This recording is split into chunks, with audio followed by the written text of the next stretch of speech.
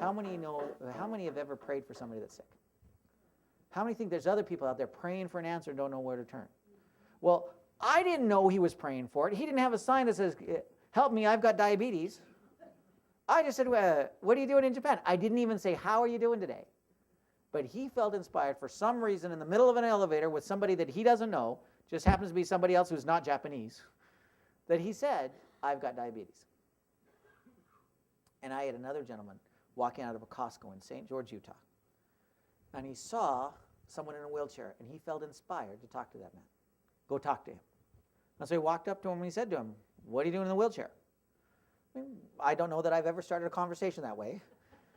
But he did. And the guy says, well, I was a truck driver, and I was working on my truck with my legs hanging out, and another truck pulled alongside to park and ran me over. He's been in the wheelchair for 10 years. And he says, believe it or not, I work with a doctor that specializes in helping beat up old truck drivers get up out of their wheelchairs. 35 days later, that beat up old truck driver and his brother were both SEMDs. If you feel inspired to reach out to somebody, reach out to them, folks. Okay?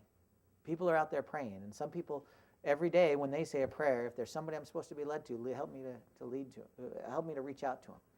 And I've even had people that had an image of somebody they were supposed to talk to, didn't talk to them because they were afraid, and was praying one day and said, Lord, please lead me to somebody who needs this, and had almost the distinct impression, don't say it if you're not going to do it. I knew exactly what it was. So she called up her friend that intimidated her, and her friend broke down in tears because she just came back from a funeral of her son who died of cancer. And they had the thought that someone was supposed to bring him something, and that person never showed up. Guys, this stuff that we're doing is great business. It's a lot of fun, but it's very serious. And people need this stuff. And so we need to reach out. And you never know who's been out there praying for just this exact thing until you reach out. How many have ever been in a position where somebody calls you at just the right time and you say, how do you know? Okay? The good Lord hears and answers prayers, but he does it often through us. We've been given a mission, a crusade. We know about stuff that can change people's lives. And when we don't share it, some of those people continue to suffer.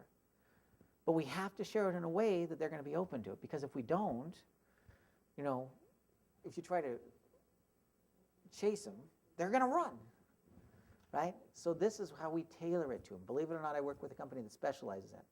Here's what we're going to do now, folks. I want you to turn to the person next to you, and we're going to pair up in twos, okay? If there's three over here, one of you turn to the person behind you, okay? And one of you be somebody with a challenge, and one of you be the person that says this. Believe it or not, I work with a company. And if you're a little shy about that, you can even use the third party. They say, this is my friend. They know me as a plumber. They're not going to believe I work with a company. Then you say, believe it or not, I have a friend that works with a company that specializes in. And that also sets them up for the meetup, doesn't it? I want to introduce you to my friend. Okay, turn to the person next to you. We're going to take just a couple minutes and practice this before we break.